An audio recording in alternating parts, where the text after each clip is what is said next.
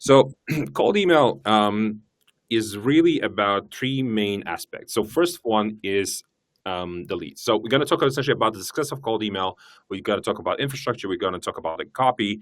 But one of the things which is also very important is the leads. Essentially finding the right people to reach out to against your ICP criteria. So ICP meaning ideal customer profile, because you may have everything that's correct when it comes to the setup, but the dilemma with in the world of general emailing today is you need to make sure that you're targeting the right people when it comes to reaching out. So the leads part, where to get the leads, etc., is not something we're going to cover in this session. It's rather straightforward. You just need to find the right lead sources, or use the right triggers, the right triggers essentially to reach out to individuals. But the reason why this is important, I just want to mention this, is because if you will reach out naturally to the right people, you'll see great results. But if you're going to reach out to the wrong people when it comes to the leads, you will see a major negative impact to your overall performance, because reaching out to people that are not interested in what is it that you're solving in terms of the pain, the product you have an offer, will be essentially reporting you, let's say it, as spam. And these spam reports will ultimately harm your overall performance of your essentially email setup. So it's very important that you're finding out ways of really targeting the right people. Now, the problem with generally with the world of, let's call it, advertising, email, etc., is that just generally acquisition, is that at any given moment when you're reaching out to your prospects today, only 2 or 3% of individuals at any given moment are in the market potentially for what is it that you're selling. And the dilemma is just that you just don't know who those individuals are. It doesn't matter, what data source you use. You just need to be reaching out to a lot of people so that enough of them reply back to you, and enough of them essentially convert down the line when it comes to booking essentially a meeting, a call with you, and then actually buying from you. So scaling is super, super important. You need to scale if you're looking to hit your essentially targets that you have set for yourself. So scale is paramount. But the problem with scale is, especially when you're starting to send more emails, is that you will start facing spam issues. Essentially, your emails will start landing in spam, which is exactly why we're having this session, to kind of help you and get you head around this sort of topic. Now, the final thing, which is very important, is the copy. So essentially, when you're reaching out to individuals, and if your copy doesn't resonate with the prospect, again, this is one of the reasons why then they would essentially report you as spam. So essentially getting spam reports from your prospect has a very major negative impact. And one of the reasons why you're getting a lot of spam reports is because what's in your email copy, or how many emails are you sending to your prospect. Some people are sending like 10 emails to the same prospect. So if you're grilling your prospect that badly, you will also receive spam reports. So it's super important that apart from making sure that you have a good copy that you're sending to the prospect, you're also not sending too many emails to your prospect. So very straightforward. Now let's kind of dive into, let's call it the baseline understanding in the world of cold email. So when you are reaching out to your prospects in the market, you have to consider the fact that that when it comes to your own personal email account, typically you should be only reaching out to about 50 emails max per mailbox per day. Really 50 emails in total. Because if you're pushing beyond 50 emails per mailbox, this is just not something that's natural behavior. It's not an organic behavior. That typically means automation, essentially, in the eyes of Google and Microsoft. So keeping to the number 50 is a good kind of number to think about. If I am reaching out to people, I should try not really send out more than 50. But actually, in real number terms, how many of these emails are what's cold emails? It's actually a lot less. It's about 30 emails, really the max. So out of the 50 emails that you should be sending out to other domains, other businesses as an unknown sender, essentially. So it's about 30 cold emails, and then the 20 emails out of the 50 is what's called warm emails, or warm-up emails, essentially. So you're sending this to a pool of domains, essentially, and it's a typically automatic process. But you're sending to other domains, and these domains would never report you as spam, and they would essentially send you back a reply, and it will essentially feed the signals that that Google Microsoft is looking for. So that's called a warm-up process. And so to keep up the health of your email infrastructure, so means domains and email accounts, you need to allocate 20 typically emails out of 50 roughly to make sure that your health of your infrastructure remains positive. Now, so we talked about leads. So we're not going to cover leads. We talked about the scaling part, and this is one of the topics which is very important as part of the scaling. And we are tackling also the copy part. Now, I don't have a slide on this on purpose, but if you have to kind of figure out what does success journey look like in the world of cold email, there's typically these 4 pillars that come to my mind. So one is the leads. So we covered the leads part, right? You need to make sure you're targeting the right people. The other one we covered is what's called the copy part, making sure you're sending the right copy, making sure you don't have gazillions of links in the copy, etc. And then the other two parts to make it successful is the scaling kind of bit. So you need to use the right software to execute emails. So there's software that's designed for cold emailing, essentially prospecting, and there's software that's not designed for cold emailing. So for example, that would be MailChimp. MailChimp is a newsletter software. Do not use MailChimp to send cold emails. Or for example, SendGrid is not designed for cold emailing. It's designed for transactional email. So essentially there are software that's really designed for cold email, and there are softwares that are not designed for cold emailing. So you should not really use them because their engineering teams and product teams are not really building for the world of cold email and receiving thousands of spam reports essentially against the IPs and stuff like that. So software is essentially, and so this is the right software to execute emails and the right software to have the right strategy is super important. And then the final thing, the pillar 4, and which is what we're going to cover right now and here, is what's called infrastructure, email infrastructure. And so when you think about infrastructure, essentially infrastructure means domains and email accounts. That's really what infrastructure is. There's 2 main things about it. And essentially email deliverability as a thing is tracked on a domain level. So essentially you have a domain, like let's say salesforce.ai is a domain, and essentially anything that has to do with the health of the infrastructure is associated on a domain level rather than say a subdomain or a URL like / whatever welcome. No, it's actually the actual domain. So essentially, when we're saying this is a good domain, when this is a bad domain, or if it's blacklisted, for example, a domain, it's about the domain. So it's not about the subdomain. And so a lot of people, there's a lot of misconception in the market that subdomains. It's definitely about subdomains. So you should set up more subdomains. But no, it's not actually the thing because the way that it works, let's say somebody blacklists you, reports your spam, etc. They are reporting the top level domain, so salesforce.ai, not for example welcome.salesforce.ai. So not the subdomain, right? So not what comes before the dot. On the infrastructure topic itself, why this is such an important thing is that it's just you can't run anymore, unfortunately, cold email at scale from your primary business domain. It's just not a thing anymore, unlike it was sort of maybe 3, 4, 5 years ago when you could do that at scale and you would not have any repercussions essentially of doing that. So today, so did somebody ping something? Yes, I raised my hand. So you just say, so you don't worry about raising hand because I won't see you, as I said. Okay. I have here a couple of notes. First, you mentioned the software. So, yeah, is it really important to have the right software for when sending emails? For example, cold emails. I'm using HubSpot, and HubSpot is known for CRM work. So yes, HubSpot is a really bad. Is a great example of a software that you should not use for cold emails. Okay, so that's one factor. And what's the thing with the domain? Like I've been using HubSpot with my primary domain, sending cold emails. So this is not the right approach as well, right? It's about how many emails are you sending. So if you're sending like 100 emails in a day, that's pretty bad. But yes. if you're sending like only like 20 or so emails, that's totally fine. It's a campaign, like each week, maybe 500 emails. Yeah, that's way too many. You're definitely putting your primary business domain at risk. Think of it this way: like essentially, if you're gonna be a naughty boy, essentially, and you're gonna send way too many cold emails, and people report your spam very aggressively, they're gonna blacklist you. Then all of the emails potentially from your primary business domain will start landing in spam, including your meeting invites.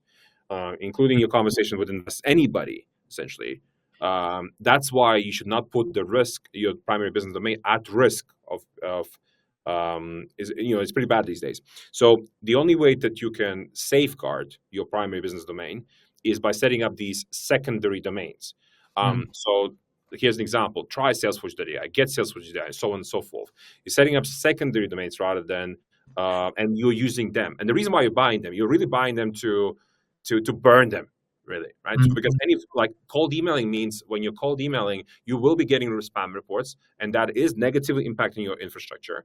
The way you're kind of fighting that is you're definitely fighting through the warm up, essentially, function. So when you're warming up emails, so like, for example, HubSpot doesn't support this warm up function.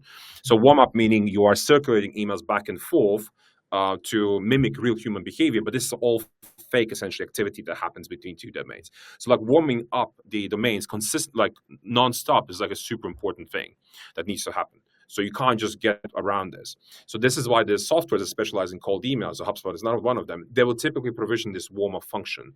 So Salesforce does that, but there's also other really cool softwares out there in the market. I can't really get the name. Like you spell it so fast. What is the software name? Salesforce.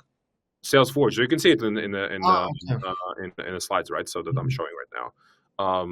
Right. So there's an example. Try Salesforce.ai. So you just go to Salesforce.ai. That's an example of a software which is able to help you send emails with a significantly higher deliverability rates than using, say, HubSpot.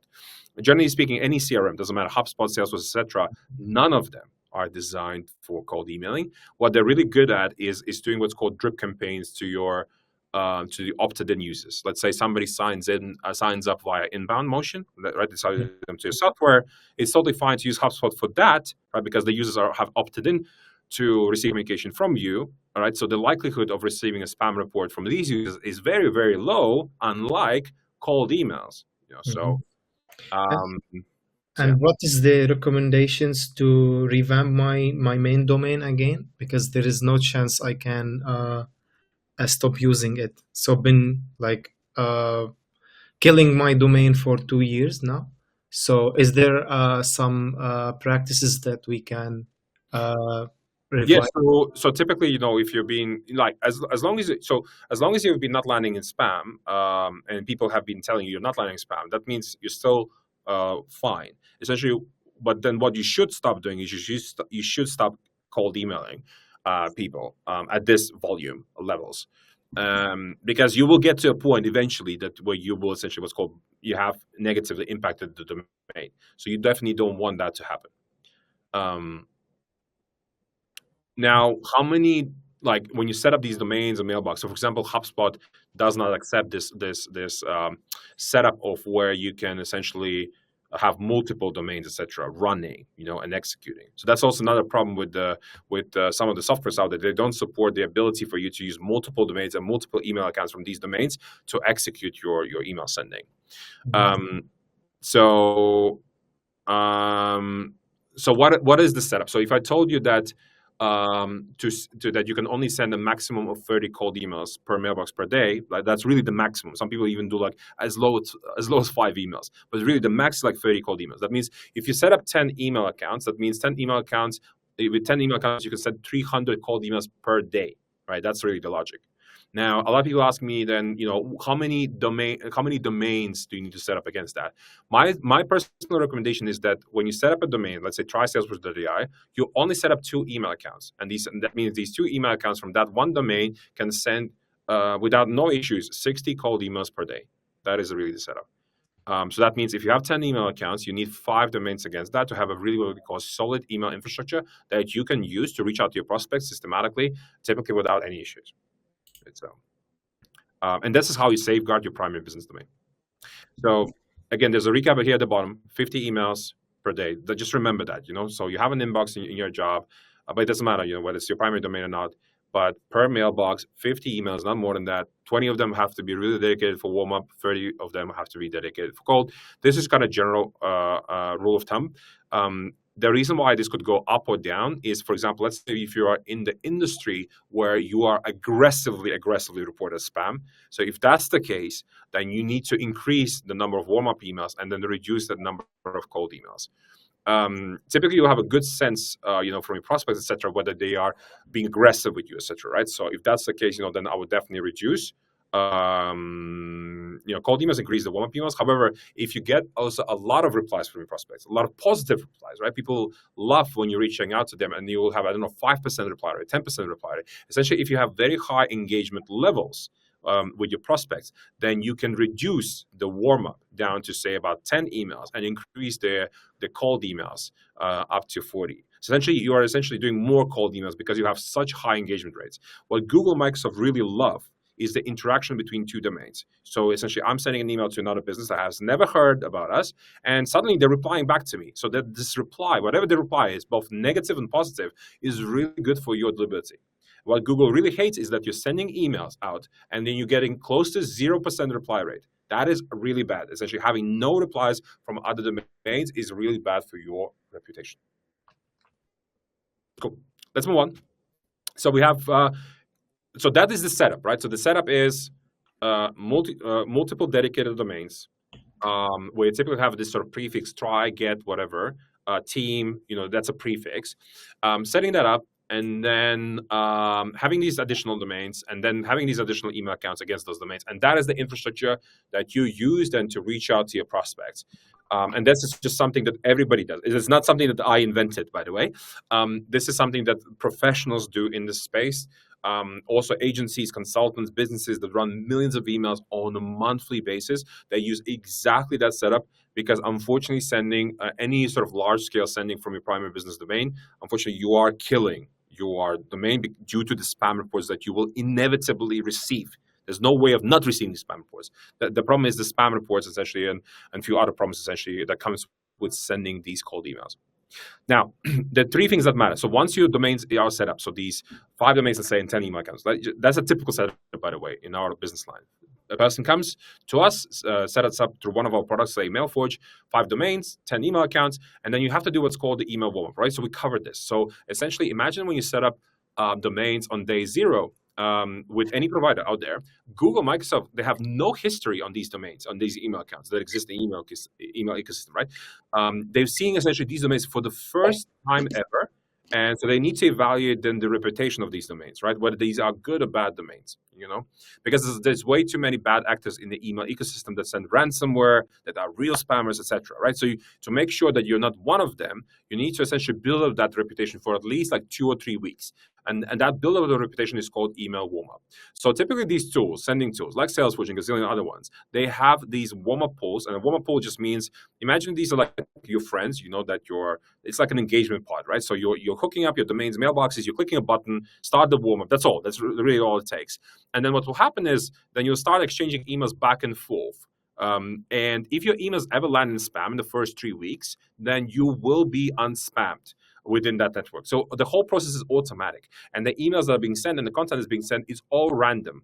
Whether that's done by ChatGPT or it doesn't matter. But essentially, as long as there's a bit of communication back and forth, you're mimicking real human behavior, and you're essentially pumping essentially the engagement across these domains, and you're feeding Google and Microsoft with these good engagement signals. So it's super important that this happens for at least 2-3 weeks before you start sending any cold emails, and then warm-up has to be always on. The reason why it has to be always on, so as you're sending these cold emails to your prospects, right, every single email is at risk of being spam reported. Then on the other side of the coin, warm-up boosts, essentially it's the ante of that, right? Essentially, it increases the reply rates and everything, right? So it makes your domains look good in front of Google and Microsoft. So I'll give you an example. Let's say in cold email, your reply rate is 1%, and Google really hates that you have 1% reply rate, right? It will penalize you essentially because your engagement rate is so low. But within the warm-up, activity, when you're exchanging these emails back and forth, say your reply rate is 30%, right? So it then equals out, and then the average reply rate will be, let's say 10% on average, right? And for Google, that's cool. That's really good. So this is why it's so important to be mixing these sort of two flows: the cold flow, meaning cold emails going out to your prospects, and then you have these kind of fake warm-up emails going around the pool. So Google likes it. The reason why Google likes it is because, for example, we talk to Google essentially time to time, and they really hate warm-up. So if Google hates warm-up, that means it works, right? So it's essentially we're gaming the system to improve our own performance metrics. Now the next topic, which is very, very important. So, the other things that, so essentially there's two, let's call it hard things that Google really hates about your, let's call it domains. One is the spam reports by the users. So if the users report your spam, that's really bad. So essentially Google is getting user data, and essentially your deliverability will tank if you're getting too many spam reports. The other thing that needs to happen is making sure your bounce rate is very low. Low meaning below 2% is like really good. Like, and to make sure that you're not receiving, let's say 5% bounce rate, 10% bounce rate, is you need to do what's called list cleaning. So validating the emails, making sure that people still work there. Typically, there's this huge problem in the world of data, that there's a data decay problem. That means people come and go, right? So people leave jobs all the time, right? Go to next job, whatever. And these people don't work there, but the email addresses are still in the database, where you pull, let's say, that data from. So you need to clean that list. You need to make sure that you're not sending emails to essentially invalid email addresses, because if your bounce rate, as I said, will be very high, Google sees that and Google will penalize you, because essentially high bounce rate means automations, means bad behavior, means you should be landing in spam essentially. So that's why list cleaning is a very, very important topic. Then the other thing is, I talked to you about the good email copy, and why it's so important to making sure that you're doing everything you can to send relevant and personalized emails to every single individual, preferably in the native mother tongue of the recipient. I'm kind of pushing here, the thing here, but the reason why I'm also saying that language also matters is because, let's say you're reaching out to gazillions of prospects and they don't speak, let's say, English, they speak French or whatever. If you're going to be sending emails, let's say, I always crack a joke, if you're going to be sending emails, let's say in English to a Frenchman, it will backfire, and people will report you spam, etc. But if you're going to actually send emails in French in France, then naturally you will see a very good engagement rate. So even localization matters. So that only matters in markets like Europe, etc. Doesn't matter naturally in the US and so on and so forth. So in the English-speaking markets. So the reason why relevancy is very important is because Google is very, very smart these days. So Google uses its own large language model called Gemini, where essentially, if you're going to be sending, say, the same copy to everybody, right? So everybody in your list, let's say your list is 1,000 people or 10,000 people, and you're sending the same email to everybody, you're just changing the first name as a variable. Then when Google will start seeing spam reports by the users, Google will start to associate spam reports with the content. So Google starts to look at the content in the email, and when Google sees that content all consistently gets spam reported, then you will start landing in spam, not because of your domain or IP address, etc., but purely because of the content, the static content that's in the email. So you need to kill that static content, which means templated content in the email. You need to figure out how not to be static in the eyes of Google and Microsoft. So there's two ways only to solve that, really. One is what's called spin tags, and you're essentially saying the same thing using different words. So for example, hey, hi, hello. So in the softwares that specialize in cold email, and they do it, religiously, they will have this sort of, what's called spin tags engine or spin tag generator to help you to kind of randomize that content. And you need to make sure that at least 50% of the content in the first email is spin tag. So I'm going to show you an example in a bit. And then the second approach to making sure you're not sending templates is naturally leveraging AI. I call that, computing unique emails. So making sure that we are delivering a unique email to every single person. So by delivering a unique email to every single person, Google does not see the patterns essentially between email 1, 2, 3, 4, 5, right? And essentially, as a result, you'll see significantly better performance from open rates to over to. If you're tracking open rates, I don't recommend open rates or reply rates naturally, and over to booking essentially meetings with your prospects. So this is an example of spin tag. So I just pulled from the web a very random screenshot of a random software. This is not even us, but you can see that we have these curly braces like spin, right? And then we are seeing hey. There's two vertical bars. Typically, it's one vertical bar. It says hello, hi, whatever. You can put whatever the words you want, right? Essentially, the system will randomly pick one of the three words and will insert that into the email. And then you have the first name, right? And if you're missing the first name, this is just there. This is just an example, essentially, of how professionals naturally are setting up the emails, how they're crafting them, and stuff like that.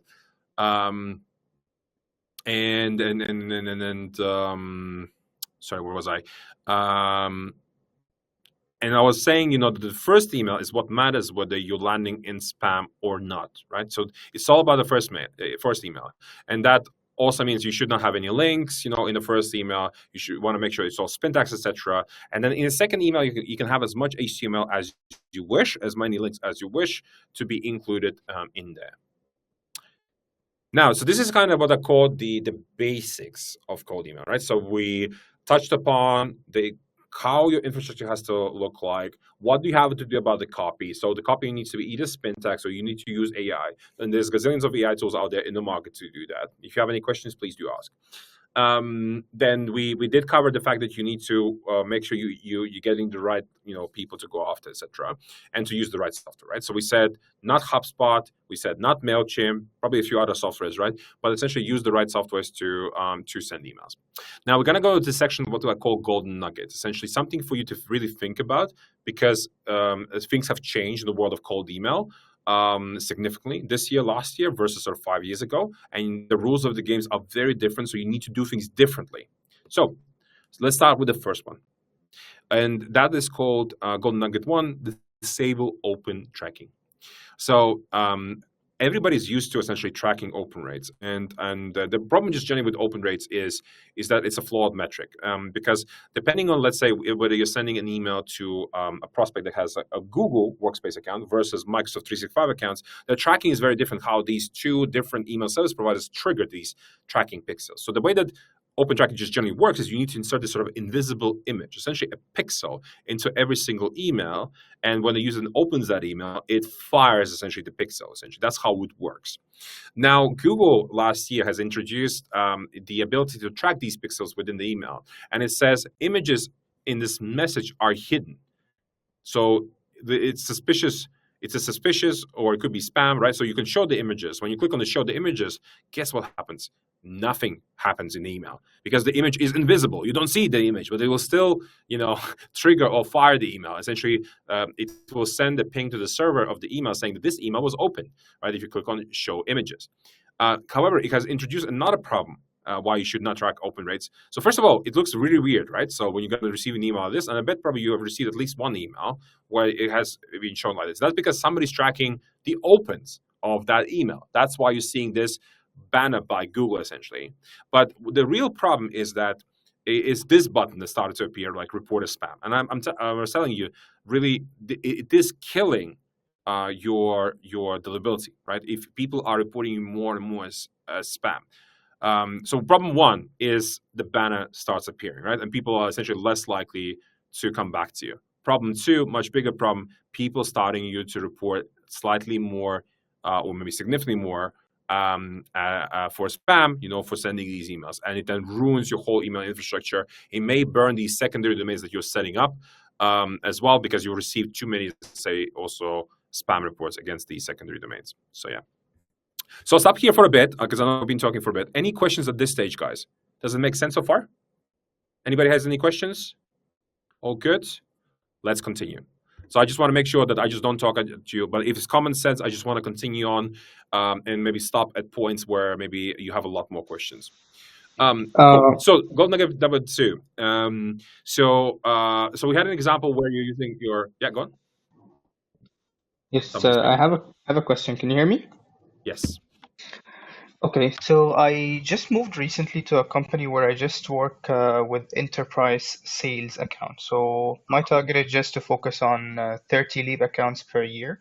So currently you're mentioning here that we can send 50 emails per day. But does that work with enterprise sales as well? Good question. How big is your total account list? It's 30 accounts. How many accounts in total do you have, roughly? 30. How many? Sorry. 30. 30. 30. Okay. So only 30 accounts in total. Okay. So for 30 accounts in total, you would typically not have deliverability issues, typically. Now, the reason why you won't have deliverability issues is because like for 30 accounts, I don't expect that you're sending that many emails, right? So you should not have an issue. However, when you are reaching out to these 30 accounts, I assume you're reaching out to, proper, what they call enterprise companies. So enterprise companies or Fortune 500 companies, they have very strict email security policies in place. That means penetrating these accounts is pretty difficult. And you may get to a stance where you just send one email or two emails, etc. They already start blocking you. That's how difficult it is to penetrate these accounts. And do you mind me asking whether you use Google Workspace or Microsoft 365? What's the email service provider? For emails, I send it directly from Google. I didn't use any tool to send an email. So we do a lot of research for every account and contact. And before sending an email, we send it manually using Google. But before that, we have to do a lot of research for every contact. Makes sense. And then did you ever get let's call it a note from your prospect saying that one of your emails has landed in spam? I just moved recently, so I haven't experienced this yet. But no. We'll touch on this. Maybe you don't have such a big problem, but we'll touch on this. What do you have to take into account, especially in an enterprise environment? Okay. So I'll get into this in one of the golden nuggets later on. Let's touch upon the number two. So what Google doesn't really like is that you're sending essentially all the emails from one mailbox very fast out. So when you have these, I mentioned this example, when you have these 5 domains and then 10 email accounts, there's a concept that has evolved what's called inbox rotation. So that means instead of kind of sending, let's say, all the 30 emails from one email account and then sending all the 30 emails from a second email account and from a third one and so on, you're sending just one email from account number 1, then the second email goes out from account number 2, and the third email goes out from account number 3.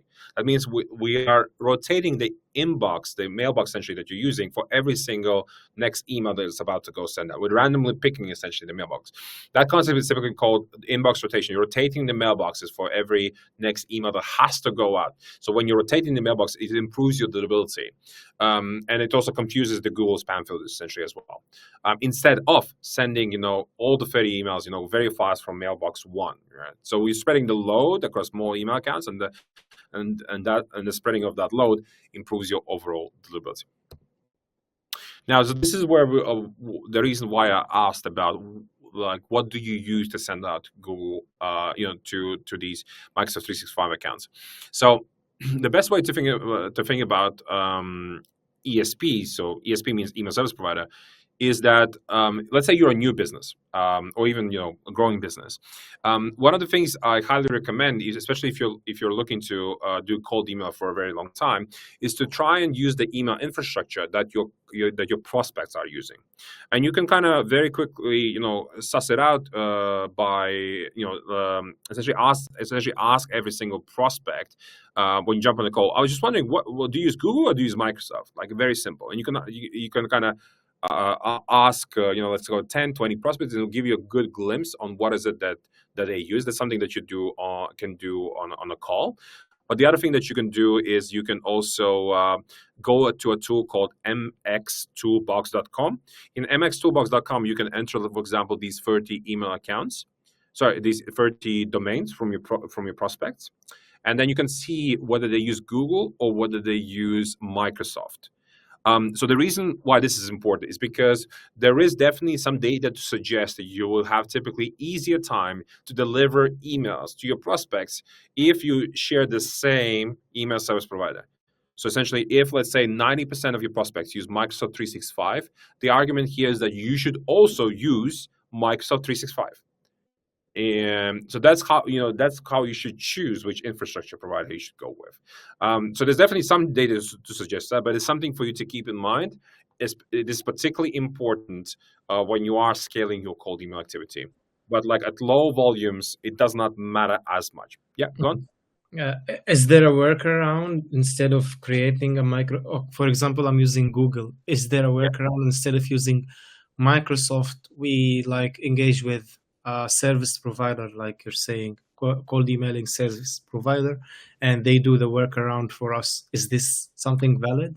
Yeah, so the way that software is approached this, so the more sophisticated ones like ours, for example. So in Salesforce, for example, you can connect Google accounts and Microsoft accounts And then you can enable this feature called ESP matching. So we will essentially scan the email accounts of your prospect, and we'll use the corresponding ESP to deliver. So it's just a feature, and these sophisticated softwares will have these features. So this is really the way to maximize results with an email, because you can sort of programmatically just match the Microsoft accounts to Microsoft, Google to Google, if you have these two types of email service providers accounts set up. Right? So got it. All right. So the next thing is very important, is the copy, right? So we talked about the copy. Copy is super important. And relevance is important to drive more engagement. More engagement means you will see better results. However, there's also another problem that a lot of people, especially for the first time when they write the email copy, and they may be, for example, in financial services industry, and they may mention some of the words which should not be mentioned ever in a cold email, which may trigger spam filters. So these words will be, so I'm just going to randomly drop some words. So for example, the word even like free. So if you mention the word free, that can trigger spam filters. If you mention words even Nigerian, it refers to Nigerian prince, that can also trigger spam filters. So there's definitely these words that are in the copy, and depending whom you're going to send this email, then the email content is being scanned by bots or by anti-spam softwares. And when they see particular words like guaranteed or whatever, in the email from an unknown sender, it triggers the spam filters. So there's definitely what's called spam checkers on the internet. One of them is called Mailmeter/spam checker. We also have one. If you go to the website, you'll see there's like free tools, and there's like a spam checker. It has the same function, essentially helping you to figure out when you're crafting this, especially for the first time an email, you have to train your brain essentially what not to say in the email, and what to do to make sure we're not triggering the spam filters. And then typically after a few weeks, you typically get your head right, essentially what not to say and what to say. But this can definitely help you and improve your deliverability by removing all words that trigger spam filters. This is important, especially in enterprise environment. So essentially, the bigger the companies that you're reaching out, the more likely they're using essentially anti-spam filters, softwares, etc., to protect themselves and their employees. But if you're reaching out just to startups, they definitely don't have any anti-spam typically measures in place, right? So it's less relevant. So you kind of also have to think about who is it that you're reaching out to and what protections are they using. And the higher the protection levels, essentially, for the whole organization, the more work you have to do to penetrate these organizations. Now, the next gold nugget is what's called maximum 3 emails in a sequence, or in a campaign, it's called cadence, but it's exactly the same thing. Now, what it says is you should only send maximum of 3 emails, not 4, 5, 6, 7, whatever. Some people send 10 emails. Don't do that. The reason why you shouldn't do that is because if a prospect hasn't responded to you with at least 3 emails, let's say over a span of 2 weeks roughly, then don't send them email number 4. The reason for that is that the probability of a user reporting you as a spammer, so that spam report, increases significantly, essentially, after the 3rd email, significantly. So you need to do everything that you can in your power to eliminate the spam reports that you're getting from the users, because that's how harmful they are. You should definitely seek other channels to engage with users. So, for example, LinkedIn, calling, etc. You definitely need to you want to diversify essentially the channels that you use to increase your probability of converting that user. I always say you're better off to send a little burst of emails, like 2 or 3, and then reaching out to the prospect again after a quarter, because bombarding them with 5, 10, 6 emails is just not gonna work. What will work is reaching out them, have essentially a touch point once a quarter with about a couple emails. The reason why I'm mentioning couple emails, because couple emails is actually even better than 3 emails, right? And because naturally also the probability of receiving a spam report also reduces if you're just sending 2 emails. That means the initial email that you send and then the follow-up email. And if you're really looking to minimize the probability of receiving a spam report, I typically say what's your pacing, essentially what's the interval between step 1 and 2, so first email, second email. And I would just recommend doing like 6-7 days, like really different. I know it sounds long, but sometimes people are busy that week, right? And if they receive, 2 emails from you in a span of 2-3 days, they get annoyed, they will report your spam, right? So just reduce as much as you can the friction with your prospects. So yeah, and then naturally try and use other channels of engaging. The other problem is, I mentioned to you that only 2 to 3% of the people are in the market for what is it that you're selling. So that also means that if they're not in market right now for the pain that you're looking to solve for them, then try and reach out next quarter, right? So this is also the reason. Like, timing is something that you just don't have a lot of impact on in the world of outbound. The next golden nugget is optimize what's called the preview text. So typically, when I get a gazillion of emails, and I did get that, like, at least 100 cold emails on a daily basis, typically people say, "Hi, Frank," "Hey, Frank," and so on and so forth. Essentially, their preview text is always the same. And the best companies that I've seen in the space are the ones that are able to do a proper pattern interrupt. Essentially, they do things differently when it comes to preview of the emails, because you definitely want, especially those inboxes that are very, very saturated, right? So if you're reaching out to very important people, they get a lot of emails. And why should they open your email? And that's because something piques their curiosity from the subject line over to the preview text. So on the subject line, I don't think we're covering that, but essentially, I just want to mention you should only use 2 or 3 words in the subject line. That's my personal recommendation. It should be always lowercase, so no capital letters. The reason why it should be lowercase, unlike here, the example is capital letters, is because it looks odd. And when something looks odd, it's a bit like a pattern interrupt. So very smart people in the world of cold email typically use lowercase subject lines, because automation softwares use uppercase characters within the subject line. So it's a bit like a pattern interrupt. And then if somebody asks me what's the best subject line, I don't think there's such a thing, but I typically would like to say that you should outline the pain that you're solving for your prospect in the subject line. And if they have that pain, then psychologically it should trigger them, and they should be more likely to respond back to you, right? That's really, I think, a really powerful example of a subject line. But there's other subject lines that can work. But I'm always a big believer of, outline the pain. If there's no pain that the prospect has, then there's no point talking about anything else, right? If they don't have the pain. But if there's a pain, then there's something to gain from you and talking to you. And then potentially we're going to get the demo. So no pain, no gain, no demo train. That's one of my friends used to say. So optimize the preview text. So instead of saying like, "Hey, John," "Hey, Frank," whatever, it's always the same, right? The pattern interrupt could be like you're just starting the sentence. And then you're saying, "Frank," sort of at the end of the sentence. So the sentence, essentially, the preview text will look very different.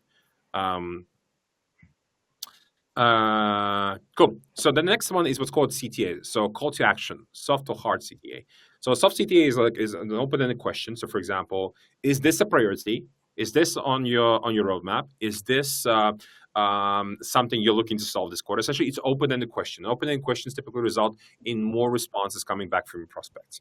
And a hard CTA, essentially, when you're asking for a specific time of the day, can we talk tomorrow at 10 p.m.?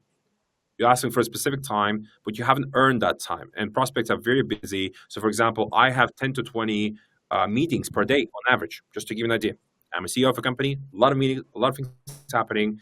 And then somebody's asking me for time for something that I was not able to validate, whether I have that particular problem, whether there's something to gain from me, etc. So definitely ask me, is this a priority? And I'll just say no, yes. For example, if it's a priority for me. And so something that you can definitely test in the second email is the hard CTA. Sometimes people don't want to say no, yes, or whatever. They don't want to even discuss this whole topic over email, but they would love to discuss this maybe whole problem that they may be experiencing over a quick 10-minute call. So in the second email, I highly recommend then to definitely a push for a, say, meeting. So hard CTA, literally just say, would you have, so don't say actually 10 minutes even.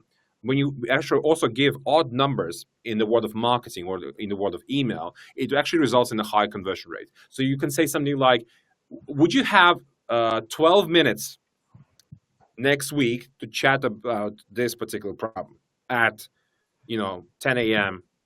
Tuesday, as an example, right? It's a very odd number. So that, like, when something is said, something is odd, etc., it's a pattern trap. People are looking at this and like, 12 minutes? Why not 10? Why not 15? Like, they're even thinking about it. And anyway, so the conversion probability significantly increases when something is odd, essentially. Something is unusual from the tip. It interrupts the pattern. So these should be always short and snappy. but this is an example of something that's significantly longer as a soft CTA. And you're asking, hey, if I would add 50K in revenue for you, would you be interested in learning more? Hey, if I would generate for you, I don't know, 1 million impressions, would you be interested? If I would generate you blah, blah, blah, essentially 2-3 clients. So what also works very powerfully is if you're adding numbers in your copy, it increases reply rates. And also if you're adding numbers into your CTA, it also increases the probability of receiving a reply back. So something that is very, very typical for people to make mistake is they have no numbers whatsoever in the copy. So the best thing is like, hey, I can generate for you, I don't know, 50,000 in revenue within 30 days. There's specific also time frames. So sometimes time frame can also work fantastically well. So something that you can deliver for the prospect in a particular time frame, that is one of the most powerful ways of getting engagement from your prospects. The other thing that is, yeah, go on. You have a question? Somebody had a question.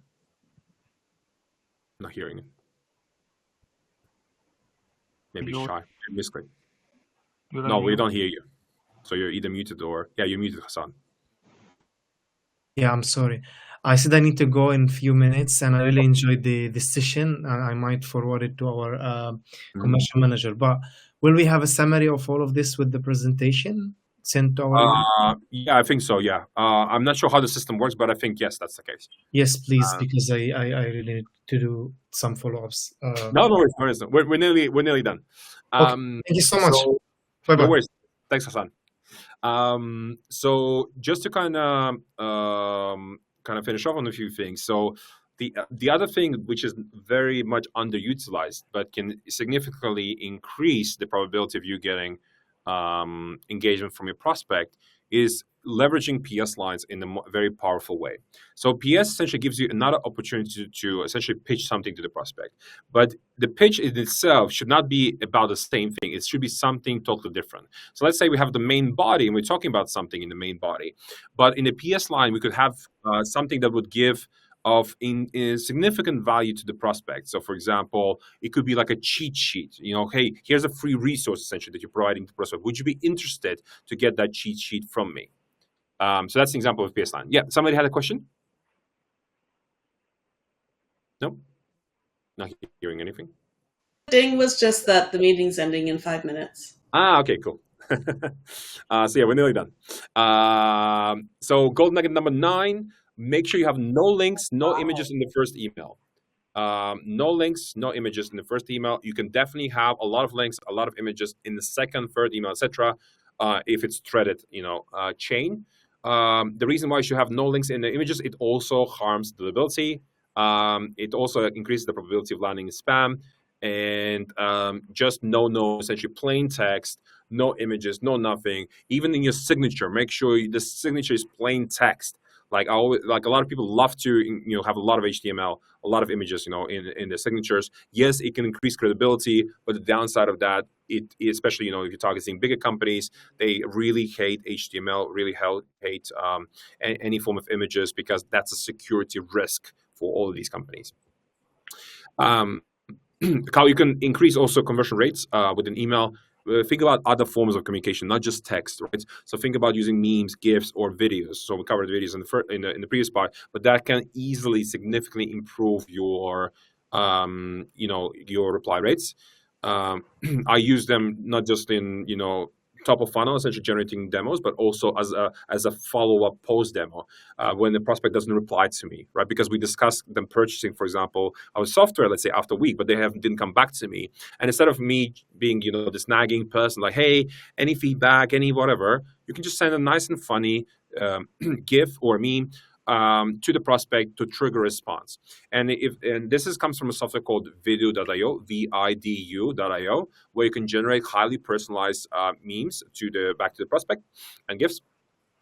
But they also do videos, for example, that are highly personalized. Essentially, this form of communication, especially when you don't have many accounts to go after, is super, super important that you're spicing just things up. You don't just send text. You're sending something that's visual, because some people really respond to visual stuff a lot more. So I'm the type of person, I love visual stuff. If you're going to send me a video, if you're going to send me a GIF, I'm more likely to respond back to you. And there's a lot of people out there that would respond back. Golden nugget number 10, and the final nugget. maximum 50 words in an email. Think about keeping your words Sorry, short. what's the name of this? On the previous slide, you mentioned the name of the website, right? vidu.io. Vidu.io. Vidu? Vidu.io, yes. Okay, thank you. So yeah, so maximum 50 words. Don't be this person that writes long ass emails. Essentially, if you're going beyond 50 words, there's evidence to suggest in the market, not just by us, by everybody, that if you're pushing beyond 50 words, the probability of reply significantly starts dropping. So you wanna around the 50 word mark is really what's called best in class emails that are being delivered around the world. They have the highest conversion rates, meaning reply rates. Super important. And then the last one is, so this is an example of that essentially. When you're seeing, and so the reason why it has to be sort of 50 words is because it has to fit into your mobile screen. So you can send an email to yourself, from one of these softwares, and you can see, does the whole email content fit in your screen? And of course, there's different device, different phones, etc. But really, it has to fit, right? So this is an example of a guy, Nabil, who was applying for a job. He sent me a cold email saying he wants to work for us. So yeah, that's all. That's all I have for you. Hopefully, you enjoy this. As I said, I'll check in on how to circulate this, but this session was naturally also recorded. So yeah. We have only 1 minute, so it'll end very fast. So if you have any questions that you want to ask me, you can find me on LinkedIn, Frank Saunders. Very easy to remember. The guy from Salesforce is like a bacon emoji on my profile. Feel free to connect. If you want to check out the software, feel free to check out the software. Otherwise, let's keep in touch. Hopefully, this was valuable. And there's probably going to be some sort of rating as well you can leave. If it was good or bad, I don't mind. I really appreciate anything. Yeah. This was awesome. Thank you so much. That was great. No worries. Thanks, guys, and have a good rest of the day. Cheers. Cheers.